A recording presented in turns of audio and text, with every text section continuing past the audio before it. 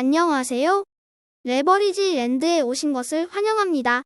22년 10월 25일 화요일 오늘의 증시 날씨. 먹구름 속 화창한 하늘. 제조업 지표 발표 속 경기 둔화 조짐에 잠시나마 인플레이션 걱정이 누그러졌다. 시장은 이제 빅테크 기업들의 실적 발표를 주목한다. 오늘 시장은 미국이 아닌 영국과 중국에서 굵직굵직한 소식이 전해졌다.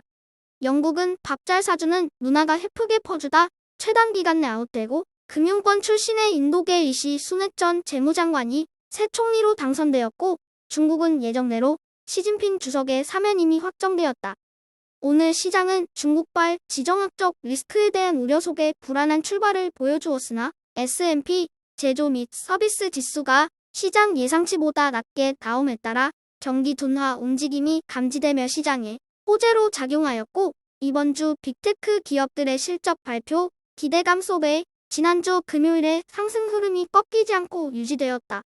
이제 S&P 500과 나스닥 그리고 필라델피아 반도체 지수는 오랜만에 찾아온 상승 흐름 속에 각각 고점 대비 마이너스 20%, 마이너스 30%, 그리고 마이너스 40% 안쪽으로의 회복을 목전에 두게 되었다.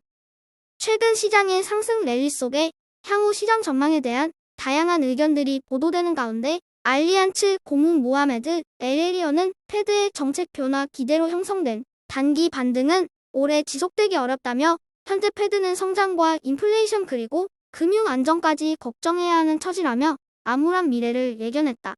하지만 시장을 낙관적으로 바라보는 목소리도 점점 늘어나고 있는 분위기로 스티펠의 수석 전략가인 베리 베니스턴은 인플레이션과 긴축 완화 속의 미국 증시는 향후 6개월간 약 15% 상승이 가능하다며 반도체, 미디어, 엔터, 기술 장비 등의 업종들을 중심으로 상승 랠리가 내년 4월까지 이어질 것이라고 전망했다.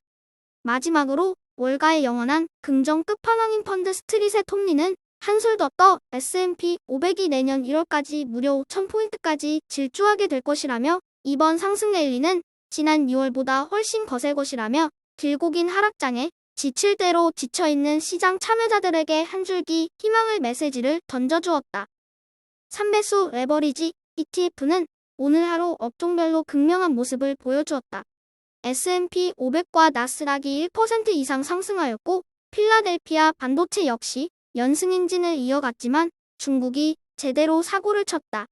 시진핑 주석의 사면 이미 확정된 가운데 혁신 기술 기업의 우호적인 리커창 총리가 사임하고 상하이를 한 달간이나 코로나 봉쇄로 묶어놓았던 악명 높은 시진핑의 최측근 리창이 경제부 총리로 임명됨에 따라 중국 기술주에 대해 더 이상의 희망을 찾을 수 없다고 느낀 투자자들의 홍콩 증시 탈출 행렬이 이어지며 홍콩 항생 지수는 어제 하루만 6% 이상대 폭락하였다. 홍콩 친구가 나란히 95% 이상 대폭락한 동병상련의 바이오에게 나지막하게 말한다. 쪽팔리니까 지난 여름에 내가 20대 1로 병합했었다는 사실을 절대 아무에게도 말하지 말아줘. 울먹이며 말을 계속 이어나가는 홍콩 친구.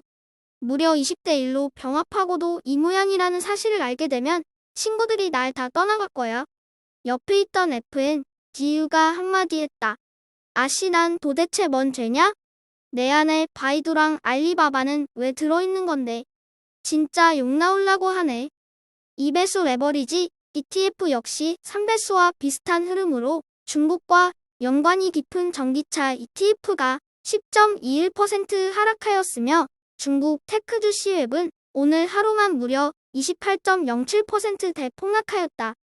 테슬라는 중국 내 치열한 전기차 시장에서 경쟁력을 확보하기 위해 일부 차량의 판매가를 내리기로 결정하면서 녹록지 않은 중국 내 경쟁 상황을 짐작해 했고 중국 전기차 넘버원 리오는 코로나 봉쇄 이슈 속에 3달 만에 주가가 반토막 나버리는 등 고전을 면치 못하는 등 전기차 EV/AV ETF는 신설된 지 2달도 채 되지 않았는데 고점 대비 마이너스 68.77%로 하락을 거듭하고 있는 모습이다.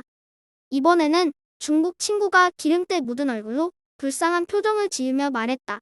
내가 지난 여름에 10대 1 병합됐었다는 사실을 친구들에게 알리지 말아줘. 중국에 깊이 발을 담그고 있는 테슬라와 애플이 말했다. 아씨 죽을라면 혼자 죽어.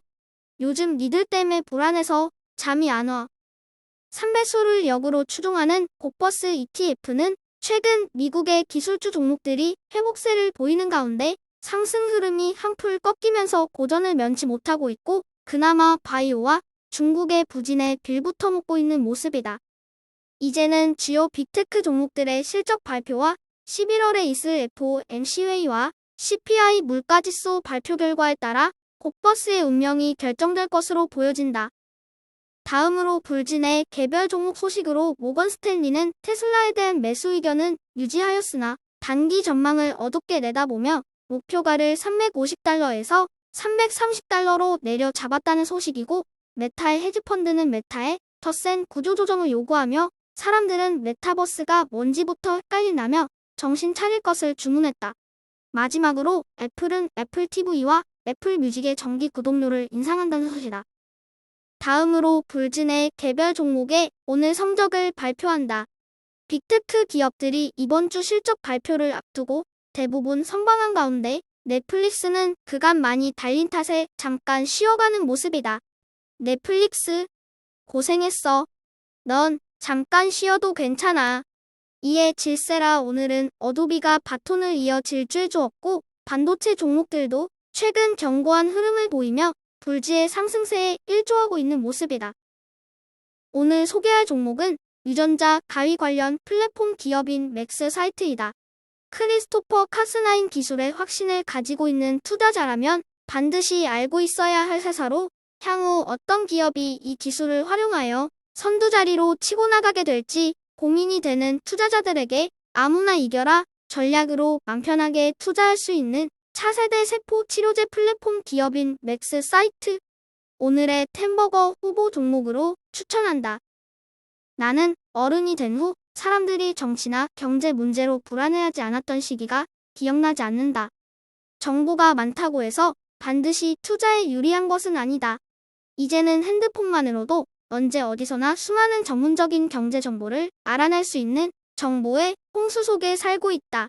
때로는 모르는 게 약이 될 수도 있다. 매일 벌어지는 정치, 경제 소식에 너무 일희일비하지 말자. 머릿속 시끄러운 원숭이들 목소리에 관심 두지 말자. 이 녀석들은 관심을 주면 줄수록 더더욱 미쳐 날뛰는 습성이 있다. 근심 걱정 다 내려놓고 너무 애쓰지 말고 내맡기고 흘러가다 보면 결국 시간이 다 알아서 해결해준다. 저의 주린이 일기는 내일도 계속됩니다. 영상이 도움이 되셨다면 구독, 좋아요, 알림 설정 부탁드려요. 감사합니다. 모두 부자 되세요.